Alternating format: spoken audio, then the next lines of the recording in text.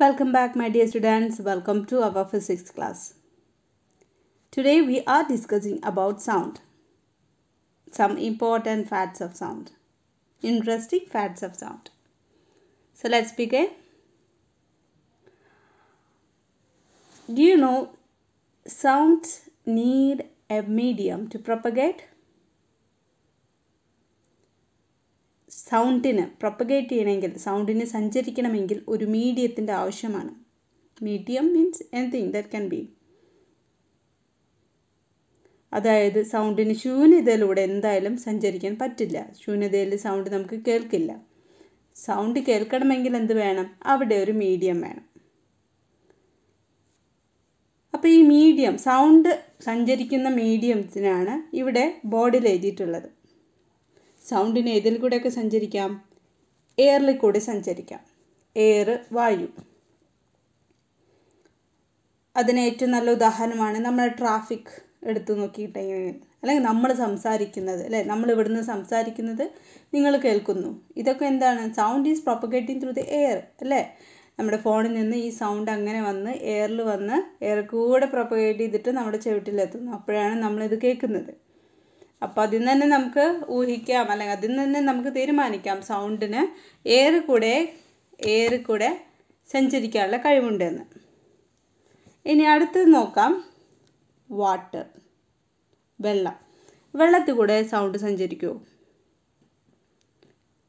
വെള്ളത്തിലൂടെ സൗണ്ട് സഞ്ചരിക്കുമോ? വെള്ളത്തിലൂടെ എന്തായാലും സൗണ്ട് സഞ്ചരിക്കും. ഒരു ചെറിയൊരു ബയോളജിക്കലായിട്ടുള്ളൊരു കാര്യം പറയട്ടെ. നമ്മൾ കടലിൻ്റെ അടിത്തട്ടിൽ പോവാം. കടലിൻ്റെ അടിത്തട്ടിൽ പോയി കഴിഞ്ഞാൽ അവിടെ പല മീനുകളും ഉണ്ടായിരിക്കും, അല്ലേ? പലതരത്തിലുള്ള മീനുകൾ. അപ്പോൾ കടലിലെ ഏറ്റവും വലിയ മത്സ്യമാണ് ആര്? തിമിംഗലം. ഈ തിമിംഗലങ്ങൾ സൗണ്ട് ഉണ്ടാക്കുന്നത് കേട്ടിട്ടുണ്ടോ നിങ്ങൾ? അല്ലെങ്കിൽ അതിനെക്കുറിച്ചിട്ട് അറിയോ? തിമിംഗലം നല്ല ഉറക്കെ സൗണ്ട് ഉണ്ടാക്കും. ഈ സൗണ്ട് കടലിൻ്റെ അടിയിൽ, എന്തായാലും ഇവരൊക്കെ കടലിൻ്റെ അടിയിലല്ല. അപ്പോൾ ഈ സൗണ്ട് ഇങ്ങനെ കടലിൻ്റെ അടിയിൽ കൂടെ ഇങ്ങനെ സഞ്ചരിച്ചിട്ട് ഒന്നല്ലെങ്കിൽ കടലിൽ ഗവേഷണം ചെയ്യുന്ന ആൾക്കാരോ അല്ലെ കടലിലത്തെ മീൻപിടുത്തക്കാരോ ഇവരൊക്കെ കേൾക്കും. അപ്പോൾ തിമിംഗലം ഉണ്ടാക്കുന്ന സൗണ്ട് കടലിൽ കൂടെയാണ് പ്രൊപ്പഗേറ്റ് ചെയ്യുന്നത്, അല്ലേ? അതായത് sound is travelling through the water കൂടെയാണ് സഞ്ചരിക്കുന്നത്. അപ്പോൾ ഇതിൽ തന്നെ വ്യക്തമായല്ലോ, സൗണ്ടിനെ പ്രൊപ്പഗേറ്റ് ചെയ്യണമെങ്കിൽ sound can propagate or sound can travel through the water എന്നുള്ള കാര്യം.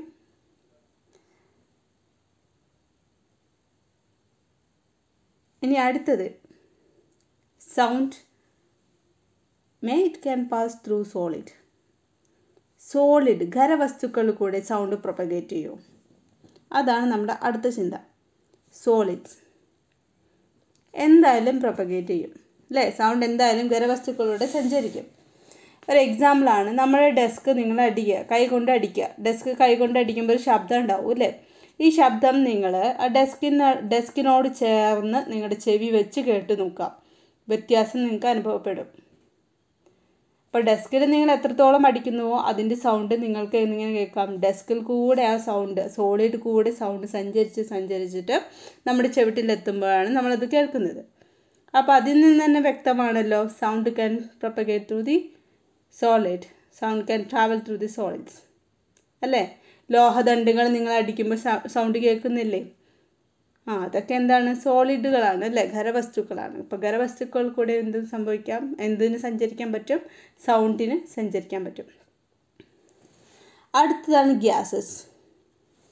ഓക്കെ, അപ്പോൾ നമ്മളൊരു ഗ്യാസ് ചാമ്പർ എടുക്കുകയാണെങ്കിൽ അതിൽ നമ്മളൊരു ബെല്ല് വയ്ക്കുകയാണെങ്കിൽ, ഇത് ബെല്ല് റിങ് ചെയ്യുന്ന സമയത്ത് അല്ലെങ്കിൽ മൊബൈൽ ഫോൺ ഒരു ഗ്യാസ് ചാമ്പറിൽ വയ്ക്കുകയാണെങ്കിൽ പോലും നമുക്ക് എന്ത് ചെയ്യാൻ പറ്റും? ഈ സൗണ്ട് ഈ ഗ്യാസിൽ കൂടെ പ്രൊപ്പഗേറ്റ് ചെയ്യുന്നതായിട്ട് നമുക്ക് അനുഭവിക്കാം. അപ്പോൾ ഏത് ഗ്യാസും ആയിക്കോട്ടെ, സൗണ്ടിന് എന്തുള്ള കഴിവുണ്ട്? ഗ്യാസിൽ കൂടെ സഞ്ചരിക്കാനുള്ള കഴിവുണ്ട്. ഗ്യാഷ്യസ് സബ്സ്റ്റൻസ് അല്ലെങ്കിൽ ഗ്യാഷ്യസിലൂടെ സഞ്ചരിക്കാനുള്ള കഴിവ് ആർക്കുണ്ട്? സൗണ്ടിനുണ്ട്. അപ്പോൾ സൗണ്ട് എന്ന് പറയുന്നത് ഈ ഒരു 4 മീഡിയത്തിൽ കൂടെയും സഞ്ചരിക്കാൻ പറ്റുന്ന ഒരാളാണ്, അല്ലേ?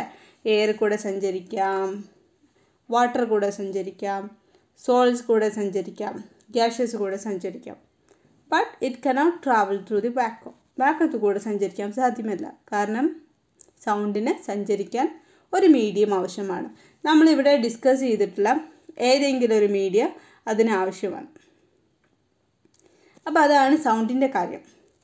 എങ്കിൽ ഈ സൗണ്ട്, നമ്മൾ കേൾക്കുന്ന സൗണ്ട് എന്തിനൊക്കെയാണ് ഡിപ്പെൻഡ് ചെയ്തിരിക്കുന്നതെന്ന് നിങ്ങൾക്കറിയണ്ടേ? What are the factors that depends upon the sound that we are hearing? One factor it is a medium. ഏത് മീഡിയത്തിലൂടെ കൂടെയാണോ നമ്മുടെ ഈ സൗണ്ട് പ്രൊപ്പഗേറ്റ് ചെയ്യുന്നത്, ആ മീഡിയത്തിൻ്റെ പ്രത്യേകതകൾ അതൊക്കെ എന്തിനും ബാധിക്കും? സൗണ്ടിനും ബാധിക്കും. അപ്പോൾ മീഡിയം വ്യത്യാസപ്പെടുമ്പോഴും സൗണ്ടിന് വ്യത്യാസപ്പെടും. അപ്പോൾ സൗണ്ട് സഞ്ചരിക്കുമ്പോൾ സൗണ്ട് ഡിപ്പെൻഡ് ചെയ്യുന്ന മേജറായിട്ടുള്ള ഒരു ഫാക്ടറാണ് ഏത്? മീഡിയം. അത് സഞ്ചരിക്കുന്ന മീഡിയം. ഇനി അടുത്ത കാര്യം എന്ന് പറയുന്നത് ടെമ്പറേച്ചർ അല്ലേ? ടെമ്പറേച്ചറും സൗണ്ടും തമ്മിൽ ഭയങ്കര റിലേഷൻഷിപ്പ് ഉണ്ട് കേട്ടോ. അതായത് സൗണ്ട് ടെമ്പറേച്ചർ കൂടിക്കഴിഞ്ഞിട്ടുണ്ടെങ്കിൽ സൗണ്ടിന് ട്രാവൽ ചെയ്യാൻ എളുപ്പമാവും. വളരെ ഇത്തിരി കൂടി ഫാസ്റ്റായിട്ട് സൗണ്ട് ട്രാവൽ ചെയ്യും. ഓക്കെ, അപ്പോൾ സൗണ്ടും ടെമ്പറേച്ചറും തമ്മിലുള്ള റിലേഷൻഷിപ്പാണ് പറഞ്ഞത്. അതായത് ടെമ്പറേച്ചർ കൂടുന്നതിനനുസരിച്ചിട്ട് സൗണ്ടിന് ഇത്തിരി കൂടി ഫാസ്റ്റ് അല്ലെങ്കിൽ ഈസിയർ ആയിട്ട് സഞ്ചരിക്കാൻ സാധിക്കുന്നതാണ്. അപ്പോൾ ഇതിനൊരു എക്സാമ്പിൾ പറയുകയാണെങ്കിൽ, നമ്മളുടെ സ്പീഡ് ഓഫ് സൗണ്ട് ഇൻ എയറിലുള്ള സൗണ്ടിൻ്റെ സ്പീഡ് എന്ന് പറയുന്നത് 331 മീറ്റർ പെർ സെക്കൻഡാണ്. Okay, it is at 0 degree Celsius. Okay, 0 degree സെൽഷ്യസിലാണെങ്കിൽ 331 മീറ്റർ പെർ സെക്കൻഡാണ്. ഓക്കെ, പക്ഷേ ഇതിന് ടെമ്പറേച്ചർ വർദ്ധിക്കുകയാണെങ്കിൽ, ഇപ്പോൾ 0 ഡിഗ്രി സെൽഷ്യസ് കുറച്ചും കൂടി കൂടുകയാണെങ്കിൽ ഈ സൗണ്ടിൻ്റെ സ്പീഡിനും എന്തുണ്ട്? മാറ്റം സംഭവിക്കും. ആ മാറ്റമാണ് ഞാനിവിടെ പറയാൻ പോകുന്നത്. ഇപ്പോൾ ഇതിപ്പോൾ 0 ഡിഗ്രി സെൽഷ്യസിൻ്റെ കേസാണ് പറഞ്ഞത്. ഇനി ഈ ഒരു ടെമ്പറേച്ചർ മാറുകയാണ്. 22 ഡിഗ്രി സെൽഷ്യസ്, 22 ഡിഗ്രി സെൽഷ്യസ് ആവുമ്പോൾ ഈ സ്പീഡ് ഓഫ് സൗണ്ട് എത്രയായിട്ട് മാറുമെന്നറിയോ? 344 മീറ്റർ പെർ സെക്കൻഡായിട്ട് മാറും. ഓക്കെ, 344 മീറ്റർ പെർ സെക്കൻഡായിട്ട് മാറും. അപ്പം നിങ്ങൾ നോക്കിയേ, ഇവിടെ ചെറിയ ടെമ്പറേച്ചർ, അത് 0 ഡിഗ്രി സെൽഷ്യസ് ആയപ്പോൾ സൗണ്ടിൻ്റെ വേഗത വെറും 331 മീറ്റർ പെർ സെക്കൻഡാണ്. പക്ഷേ ടെമ്പറേച്ചർ കൂടിയപ്പോൾ അത് 22 ഡിഗ്രി സെൽഷ്യസ് വരെ ആയപ്പോൾ സൗണ്ടിൻ്റെ സ്പീഡ് എത്രയായി? 344 മീറ്റർ പെർ സെക്കൻഡായി. ഓക്കെ, അപ്പോൾ ഇതിൽ നിന്ന് മനസ്സിലാക്കിക്കൂടെ സൗണ്ടും ടെമ്പറേച്ചറും തമ്മിൽ നല്ല കണക്ഷൻ ഉണ്ടെന്ന്.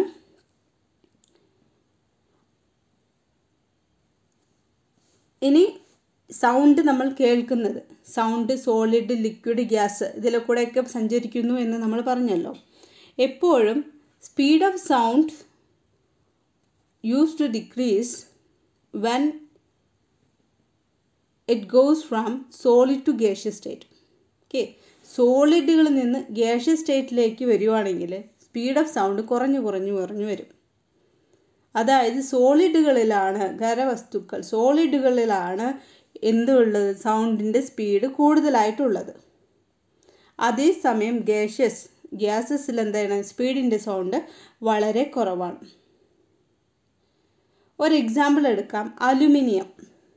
നിങ്ങൾക്കറിയാലോ അലുമിനിയം എന്താണ്? It's a solid. ഓക്കെ, അലുമിനിയത്തിലൂടെ ശബ്ദം പ്രവഹിക്കുന്നത് 6420 മീറ്റർ പെർ സെക്കൻഡാണ്.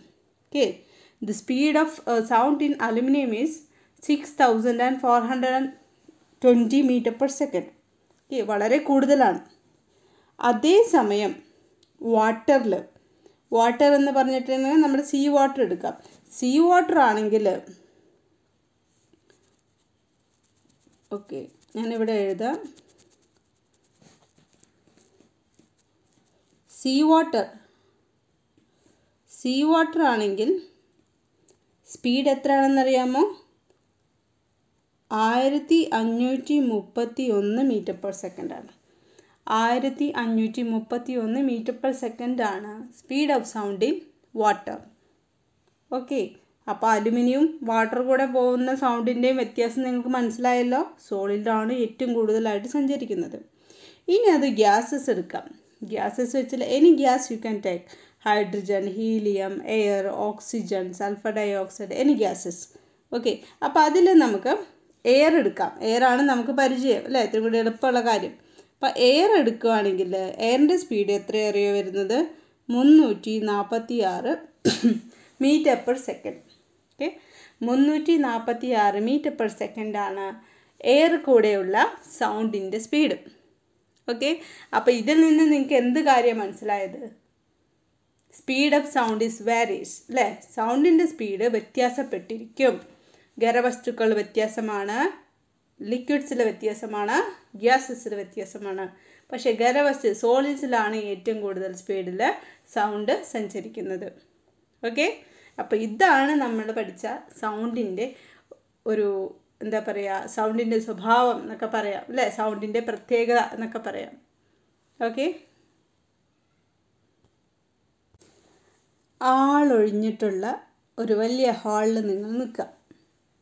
അതിൻ്റെ ഒരറ്റത്ത് നിങ്ങളും മറ്ററ്റത്ത് ആരുമില്ല. നിങ്ങൾ ഈ ഹാളിൻ്റെ ഈ ഒരറ്റത്ത് നിന്നിട്ട് ഹലോ എന്ന് പറഞ്ഞു നോക്കൂ, എന്ത് കേൾക്കാം? നിങ്ങളുടെ സൗണ്ട് പ്രതിധ്വനിച്ച് കേൾക്കാം അല്ലേ. You can hear the echo. So how does that happen? എങ്ങനെയാണ് ഇത് സംഭവിക്കുന്നത്? സൗണ്ടിന് റിഫ്ലക്റ്റ് ചെയ്യാനുള്ള കഴിവുണ്ടോ? അതാണ് അടുത്ത ക്ലാസ്. നിങ്ങൾക്കറിയാം ലൈറ്റ് എന്ന് പറയുന്നത് എന്താണ്? ലൈറ്റിന് റിഫ്ലക്ഷൻ സാധ്യമാണ് അല്ലേ. ലൈറ്റ് ഒരു മീഡിയത്തിൽ വന്ന് പതിച്ചിട്ടുണ്ടെങ്കിൽ, ഒരു പ്രതലത്തിൽ വന്നിട്ട് പതിച്ചിട്ടുണ്ടെങ്കിൽ അത് റിഫ്ലക്റ്റ് ചെയ്ത് പോകും. അത് പോളിഷ്ഡ് ആയിട്ടുള്ള ഒരു പ്രതലമാണെങ്കിൽ അത് റിഫ്ലക്റ്റ് ചെയ്ത് പോകും അല്ലേ. ഒരു കണ്ണാടിയിൽ ലൈറ്റ് വന്ന് പതിക്കുകയാണെങ്കിൽ എന്ത് ചെയ്യും?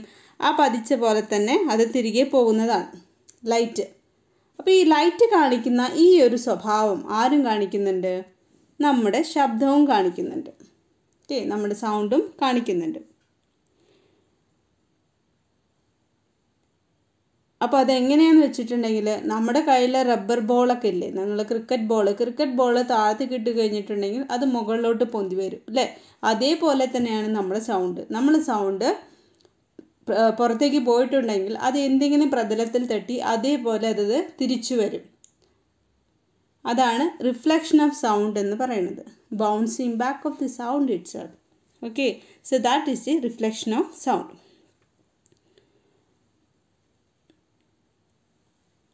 ഇനി എങ്ങനെയാണ് സൗണ്ട് റിഫ്ലക്റ്റ് ചെയ്യണമെന്ന് നോക്കാം. ഇപ്പോൾ ഇവിടെ നോക്കുക, ഇവിടെ ഞാനൊരു റേ വരച്ചിട്ടുണ്ട് അല്ലേ. ഇതാണ് നമ്മൾ ഉണ്ടാക്കിയ സൗണ്ട്. ഈ സൗണ്ട് വന്നിട്ട് ഒരു പ്രതലത്തിൽ വന്ന് പതിക്കണം. ഈ പ്രതലം എന്താവണം? ഈ പ്രതലം പോളിഷ്ഡ് ആണെങ്കിൽ നമുക്ക് നല്ല സൗണ്ട് കിട്ടും. അതേസമയം ഇത് റഫാണ്, ഭയങ്കര റഫായിട്ടുള്ള പ്രതലമാണെങ്കിൽ നമ്മൾ സൗണ്ട് റീപ്രൊഡ്യൂസ് ചെയ്യുന്ന സൗണ്ട് അത്രയ്ക്ക് നന്നായിട്ട് വരണമെന്നില്ല. ഓക്കെ, അപ്പോൾ ഇങ്ങനെ ഒരു പോളിഷ്ഡ് ആയിട്ടുള്ള സർഫസിലേക്ക് നമ്മുടെ സൗണ്ട് വന്നിട്ടുണ്ടെങ്കിൽ അതെങ്ങനെ എന്ത് ചെയ്യും? അത് റിഫ്ലക്റ്റ് ചെയ്ത് തിരിച്ചു പോകും. അപ്പോൾ റിഫ്ലക്റ്റ് ചെയ്ത് തിരിച്ചു പോകുന്ന സൗണ്ടിൻ്റെ ഡയറക്ഷൻ നിങ്ങൾ ശ്രദ്ധിച്ചില്ലേ? എങ്ങനെയാണ്? വന്നിട്ടുള്ള സൗണ്ടിൻ്റെ ഡയറക്ഷന് ഓപ്പോസിറ്റാണ്. ഓക്കെ, മോർ ഓവർ നമ്മൾ ലൈറ്റിൻ്റെ റിഫ്ലക്ഷനിൽ പറയുന്ന പോലെ തന്നെ ഈ ഒരു ഇൻസിഡൻറ്റ് സൗണ്ടിൻ്റെയും അതേപോലെ റിഫ്ലക്റ്റ് ചെയ്ത സൗണ്ടിനെയും സെപ്പറേറ്റ് ചെയ്യുന്ന ഒരു ഇമാജിനറി നോർമൽ ഈ രണ്ട് സൗണ്ട് വേവ്സിൻ്റെയും അല്ലെങ്കിൽ സൗണ്ട് റേസിൻ്റെയും ഇടയിലുണ്ട്. ഓക്കെ, അപ്പോൾ അവിടെ എന്തുണ്ട്? ഒരു ഇമാജിനറി സെപ്പറേഷൻ, അതായത് ഇൻസിഡൻറ്റ് ചെയ്യുന്ന സൗണ്ടും റിഫ്ലക്റ്റ് ചെയ്യുന്ന സൗണ്ടും തമ്മിൽ ഇമാജിനറി ഒരു ലൈനായിട്ട് സെപ്പറേറ്റ് ചെയ്തിട്ടുണ്ട് എന്ന് നിങ്ങൾ മനസ്സിലാക്കി വെക്കണം. അതേപോലെ തന്നെ ഇതിൽ പതിക്കുന്ന ലൈറ്റ് റേ, ഇതാണ് പതിക്കുന്ന സൗണ്ട് വേവ്, ഇതാണ് നമ്മുടെ ഇൻസിഡൻറ്റ് സൗണ്ട്. ഓക്കെ, ഈ ഇൻസിഡൻറ്റ് സൗണ്ടും ഈ ഇമാജിനറി ലൈൻ അതിനെ വിളിക്കുന്ന പേരാണ് നോർമൽ. എന്താണ്? നോർമൽ. ഈ ഇൻസിഡൻറ്റ് സൗണ്ടും ഈ നോർമലും ഈ റിഫ്ലക്റ്റ് ചെയ്തിരിക്കുന്ന സൗണ്ടും എല്ലാം ഒരൊറ്റ പ്ലെയിനിലാണ് ഉള്ളത്. Okay, they are all lies in the same plane. Okay, so these are stand for the reflection of sound. How a sound reflects. Sound reflects as light reflects. അല്ലേ, ലൈറ്റ് എങ്ങനെയാണ് റിഫ്ലക്റ്റ് ചെയ്യുന്നത് അതേപോലെ തന്നെ ആരും റിഫ്ലക്റ്റ് ചെയ്യുന്നു, സൗണ്ടും reflect ചെയ്യുന്നു. സൗണ്ടിനും എന്തുണ്ട്, ഒരു ഇൻസിഡൻറ്റ് വേവ് ഉണ്ട്, അതേപോലെ റിഫ്ലക്റ്റ് ചെയ്യുന്നൊരു വേവ് ഉണ്ട്. ഇൻസിഡൻറ്റ് സൗണ്ട് വേവ് ഉണ്ട്, അതേപോലെ തന്നെ റിഫ്ലക്റ്റ് ചെയ്യുന്ന സൗണ്ട് വേവ് ഉണ്ട്. ഈ റിഫ്ലക്റ്റഡും അതേപോലെ ഇൻസിഡൻറ്റ് സൗണ്ട് വേവും ഒരു ഇമാജിനറി ലൈൻ വഴി സെപ്പറേറ്റ് ചെയ്തിട്ടുണ്ട്. ആ ഇമാജിനറി ലൈനെ വിളിക്കുന്ന പേരാണ് നോർമൽ. ഓക്കെ, അപ്പോൾ നിങ്ങൾ അറിയേണ്ടത് ഇത്ര മാത്രമാണ്. സൗണ്ടിന് എന്തുണ്ട്, റിഫ്ലക്ഷനുള്ള കഴിവുണ്ട്. ലൈറ്റ് എങ്ങനെ റിഫ്ലക്റ്റ് ചെയ്യുന്നോ അതേപോലെ തന്നെ സൗണ്ടും റിഫ്ലക്റ്റ് ചെയ്യുന്നുണ്ട്.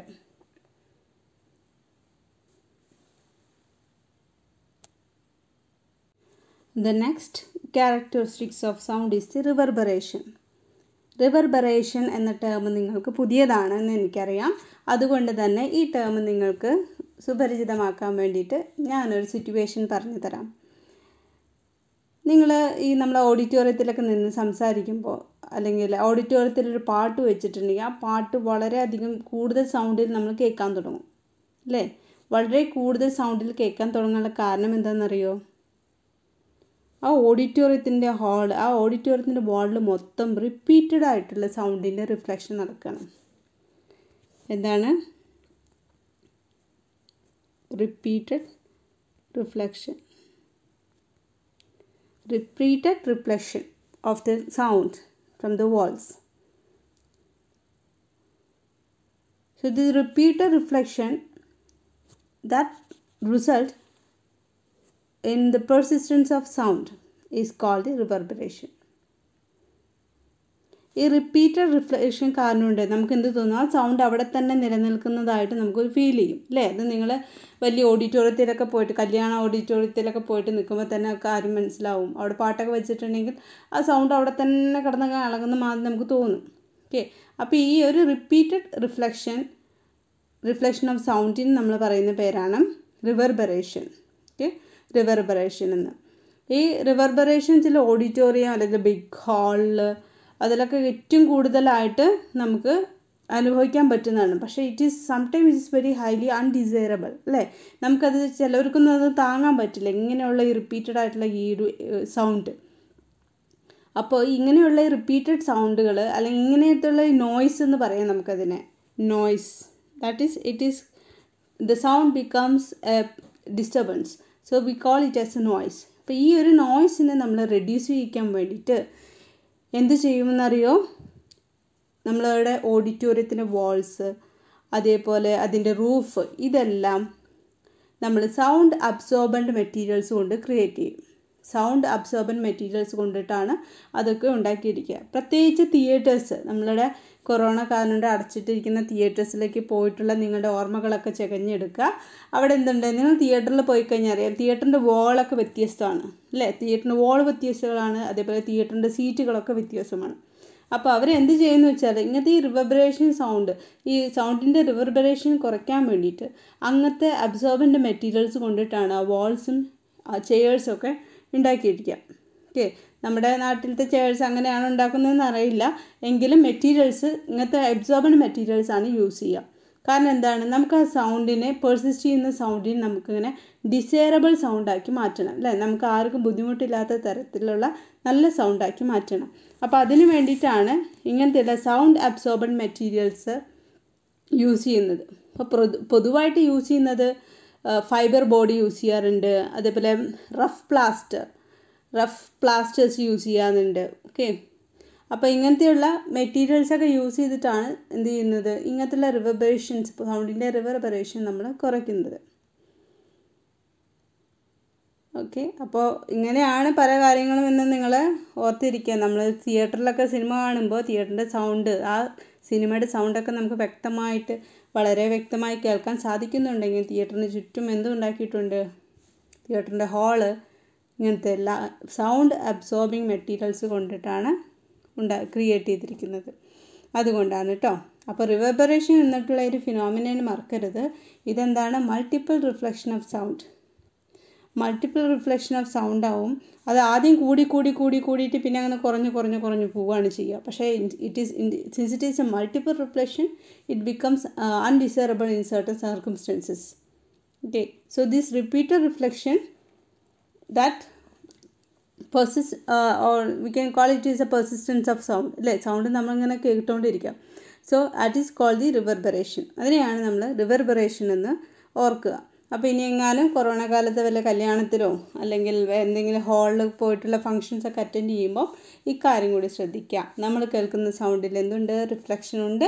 അതിന് മൾട്ടിപ്പിൾ റിഫ്ലക്ഷൻ കാരണം കൊണ്ടാണ് നമുക്കിങ്ങനെ ആ ഹോള് മൊത്തം മുഴുങ്ങുന്നത് പോലെ തോന്നുന്നത്. ആ ഫിനോമിനനെ പറയുന്ന പേരാണ് റിവർബറേഷൻ. അതിനെ കുറയ്ക്കാൻ വേണ്ടിയിട്ട് നമ്മൾ എന്ത് ചെയ്യും? സൗണ്ട് അബ്സോർബിങ് മെറ്റീരിയൽസ് കൊണ്ട് നമ്മളത് ഒന്നല്ലെങ്കിൽ വാളുകൾ സെറ്റ് ചെയ്യും, അല്ലെങ്കിൽ ഇരിക്കുന്ന ചെയേഴ്സ് സെറ്റ് ചെയ്യും. ഓക്കെ,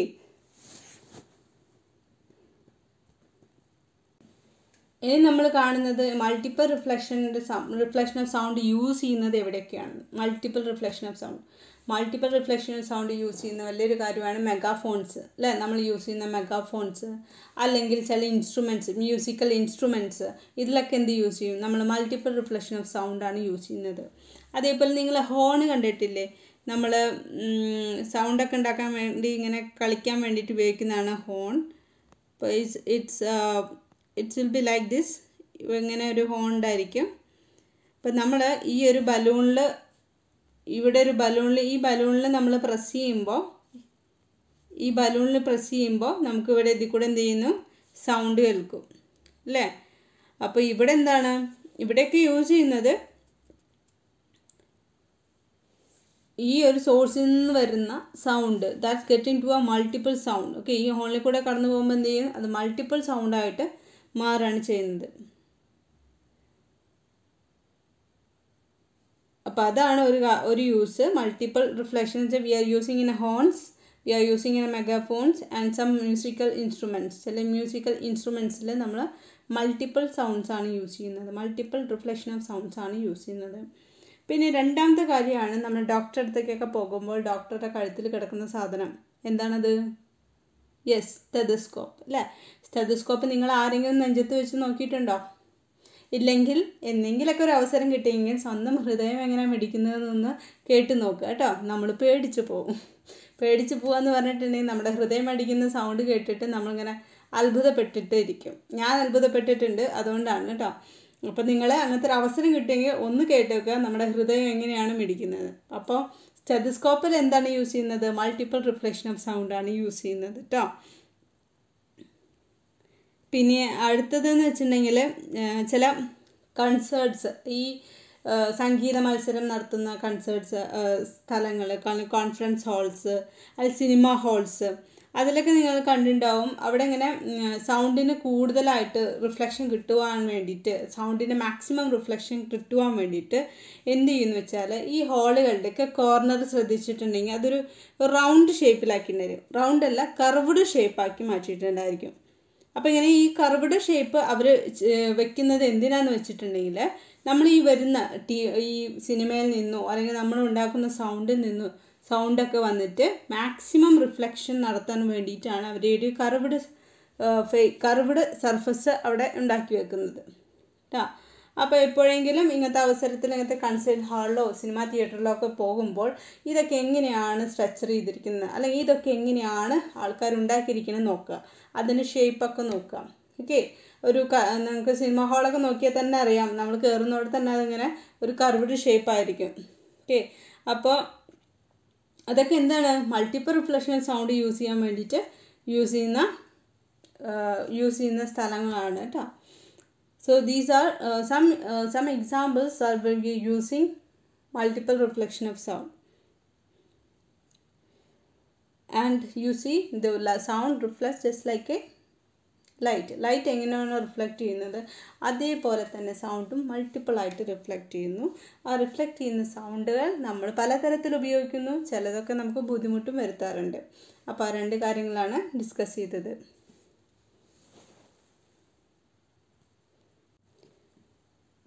അടുത്ത നമ്മൾ പറയാൻ പോകുന്നത് എക്കോനെ കുറിച്ചിട്ടാണ്.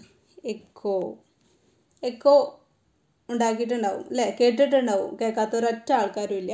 ഇനി കേൾക്കാത്തവരുണ്ടെങ്കിൽ നിങ്ങൾ നിങ്ങളുടെ വീടിൻ്റെ അടുത്തോ അല്ലെങ്കിൽ അടുത്തുള്ള ഏതെങ്കിലും ഒരു വയലിൽ പോവാം, പാടം. ആ പാടത്ത് പോയി നിന്നിട്ട് നിങ്ങൾ പാടത്തിൻ്റെ ഇക്കരെ നിന്നിട്ട് ഉറക്കെ അങ്ങോട്ട് ശബ്ദം ഉണ്ടാക്കുക. നാട്ടുകാരെ വിളിച്ച് കൂട്ടരുത്, ഉറക്കെ നിങ്ങളുടെ പേര് മാത്രം വിളിച്ചാൽ മതി. ഓക്കെ. അപ്പോൾ പേര് വിളിക്കുമ്പോൾ എന്ത് ചെയ്യും, കുറച്ച് സമയം കഴിഞ്ഞിട്ടുണ്ടെങ്കിൽ ആ സൗണ്ട് നിങ്ങൾക്ക് തിരികെ കേൾക്കും, നിങ്ങളത് തിരികെ കേൾക്കും അല്ലേ. അതേപോലെ തന്നെയാണ് നമ്മൾ ഈ മലയുടെ മുകളിലൊക്കെ കയറിയിട്ടുണ്ടെങ്കിൽ, മലയുടെ മുകളിലൊക്കെ കയറി ചെന്നിട്ട് നിങ്ങൾ ഉറക്കെ വിളിച്ച് പറയാം. നിങ്ങൾ എന്ത് വിളിച്ച് പറയുന്നു അത് നിങ്ങൾ തിരിച്ചു കേൾക്കും അല്ലേ. അപ്പോൾ the sound that we are hearing it is called as a echo. ഈ കേൾക്കുന്ന സൗണ്ട്, നമ്മൾ ഉണ്ടാക്കിയിട്ടുള്ള സൗണ്ട് പ്രതിധ്വനിച്ച് കേൾക്കുകയാണ് അല്ലേ. Actually it is a reflection of sound അല്ലേ. അത് പ്രതിധ്വനിച്ച് കേൾക്കുകയാണ്. അതിനെ വിളിക്കുന്ന പേരാണ് എന്ത്, എക്കോ എന്ന്. എക്കോ. ഈ എക്കോ ശരിക്കും നമ്മൾ കേട്ട് കഴിഞ്ഞിട്ടുണ്ടെങ്കിൽ നമ്മുടെ ബ്രെയിനിൽ ഏതാണ്ട് 0.1 സെക്കൻഡ് വരെ അത് നിലനിൽക്കും. Okay. That the sensation of sound persist in our brain about 0.1 second. 0.1 second വരെ അത് നമ്മൾ ആ കേട്ട എക്കോ നമ്മുടെ ബ്രെയിനിൽ നിൽക്കും. അപ്പോൾ നമ്മൾ ഉണ്ടാക്കിയ സൗണ്ടും അതേപോലെ പ്രതിധ്വനിയും തമ്മിലുള്ള വ്യത്യാസം, എടുക്കുന്ന സമയ വ്യത്യാസം എന്ന് പറയുന്നത് എത്രയായിരിക്കും, 0.1 സെക്കൻഡാണ്. മനസ്സിലായല്ലോ.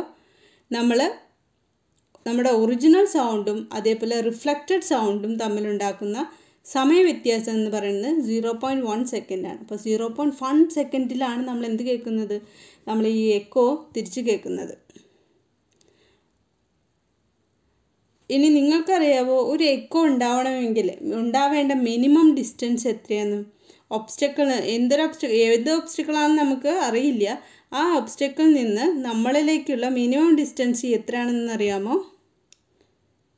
ദാറ്റ് ഈസ് 17.2 മീറ്റർ വേണം. ഓക്കെ. 17.2 മീറ്റർ ഡിസ്റ്റൻസ് ഉണ്ടെങ്കിൽ മാത്രമാണ് എന്തുണ്ടാവുള്ളൂ, എക്കോ സാധ്യമാവുള്ളൂ. മിനിമം ഡിസ്റ്റൻസ് ആണ് പറഞ്ഞത് കേട്ടോ. ഈ ഡിസ്റ്റൻസ് തന്നെ നമ്മളുടെ ശബ്ദം പ്രൊഡ്യൂസ് ചെയ്യുന്ന സമയത്തുള്ള ടെമ്പറേച്ചർ, അവിടുത്തെ ടെമ്പറേച്ചറിനും അനുസരിച്ചിട്ട് വ്യത്യാസപ്പെടും. ഈ എക്കോ അവിടെയുള്ള ടെമ്പറേച്ചറിനനുസരിച്ചിട്ടും വ്യത്യാസപ്പെടും. ഇനി ചില സമയത്ത് ചില സ്ഥലങ്ങളിൽ നമ്മൾ എക്കോ ഉണ്ടാക്കി കഴിഞ്ഞാൽ ഒരുപാട് തവണ നമ്മളതങ്ങനെ തിരികെ കേട്ടുകൊണ്ടിരിക്കും. That means it will have successive or multiple reflection. Okay. It is due to it successive അല്ലെങ്കിൽ മൾട്ടിപ്പിൾ റിഫ്ലക്ഷൻ കാരണം കൊണ്ടാണ് അങ്ങനെ കേൾക്കുന്നത്.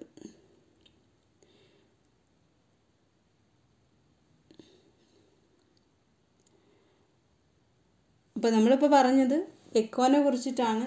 എക്കോ എന്ന് പറഞ്ഞിട്ടുണ്ടെങ്കിൽ it is actually reflection of sound, but when it is reflected from an object we call it as echo, and the sensation of the sound persists in our brain about 0.1 second. 0.1 second വരെ അത് നമ്മുടെ തലച്ചോറിൽ ഇങ്ങനെ നിൽക്കും. And for a distinct echo time interval between the original sound and the reflected must be 0.1 second. Original സൗണ്ടും എക്കോവും നമ്മൾ കേൾക്കുന്ന എക്കോവും തമ്മിൽ എത്ര വ്യത്യാസമുണ്ട്, എത്ര സമയത്തിൻ്റെ വ്യത്യാസമുണ്ട്? 0.1 സെക്കൻഡ് വ്യത്യാസമുണ്ട്. ഒപ്പം തന്നെ മിനിമം ഡിസ്റ്റൻസ്, എക്കോ ഉണ്ടാവേണ്ട മിനിമം ഡിസ്റ്റൻസ് എന്ന് പറയുന്നത് 17.2 മീറ്ററാണ് കേട്ടോ. 17.2 മീറ്ററാണ്. അതേപോലെ സൗണ്ടാണ്. Sound depends upon the media and also sound depend upon the temperature. ഇതിൻ്റെ വ്യത്യാസം കാരണമുണ്ട് നമ്മൾ കേൾക്കുന്ന എക്കോയ്ക്കും വ്യത്യാസങ്ങളുണ്ടായിരിക്കും. അപ്പോൾ ഇനി എവിടെയെങ്കിലും പോയിട്ട് നിങ്ങൾ എക്കോ കേൾക്കുന്ന സമയത്ത് എന്ത് ചെയ്യണം? ഈ കാര്യങ്ങളെല്ലാം ഓർത്തിരിക്കണം. ആ എക്കോ നമ്മുടെ തലച്ചോറിൽ വെറും 0.1 സെക്കൻഡ് മാത്രമേ പെർസിസ്റ്റ് ചെയ്യുന്നുള്ളൂ. ഓക്കെ. ആ പെർസിസ്റ്റ് ചെയ്യുന്നതിൻ്റെ ഒപ്പം തന്നെ അടുത്ത എക്കോ കേൾക്കും. അങ്ങനെയാണ് സംഭവിക്കുന്നത് കേട്ടോ. അപ്പോൾ നമ്മളിപ്പോൾ പറഞ്ഞു വന്നത് സൗണ്ടിനെ കുറിച്ചിട്ടുള്ള കൂടുതലായിട്ടുള്ള വിവരങ്ങളാണ് പറഞ്ഞു വന്നത്. സൗണ്ട് മീഡിയത്തിലൂടെ സഞ്ചരിക്കുന്നു. സൗണ്ടിന് മീഡിയം അത്യാവശ്യമാണ് സഞ്ചരിക്കാൻ. സൗണ്ട് ഓരോ മീഡിയത്തിലും പലതരത്തിലാണ് സഞ്ചരിക്കുന്നത് അല്ലേ. Speed of sound is varies. അതേപോലെ തന്നെ സൗണ്ടിൻ്റെ ഡിപ്പെൻഡൻറ്റ് സൗണ്ട് എന്തിനൊക്കെയാണ് ഡിപ്പെൻഡ് ചെയ്യുന്നതെന്ന് കാര്യം. പിന്നെ സൗണ്ടിൻ്റെ കുറച്ച് പ്രത്യേകത. സൗണ്ടിന് എന്തൊക്കെയുണ്ട്? റിഫ്ലക്ഷൻ ഉണ്ട്, റിവർബറേഷൻ ഉണ്ട്, എക്കോ ഉണ്ട്. അതേപോലെ ഇത് നമ്മളൊക്കെ യൂട്ടിലൈസ് ചെയ്യുന്ന സാഹചര്യങ്ങളുമുണ്ട്. അപ്പോൾ ഇത്രയും കാര്യങ്ങളെക്കുറിച്ചിട്ടാണ് ഇന്നത്തെ ക്ലാസ് പറഞ്ഞിട്ടുള്ളത്. അപ്പോൾ എല്ലാവരും ശ്രദ്ധിച്ച് മനസ്സിലാക്കി എന്ന് കരുതുന്നു. നിങ്ങൾ നിങ്ങളുടെ ടെക്സ്റ്റ് ബുക്ക് വായിക്കാൻ മറക്കരുത്. ഒപ്പം തന്നെ നന്നായിട്ട് പഠിച്ചു പോവുകയും ചെയ്യുക. Thank you.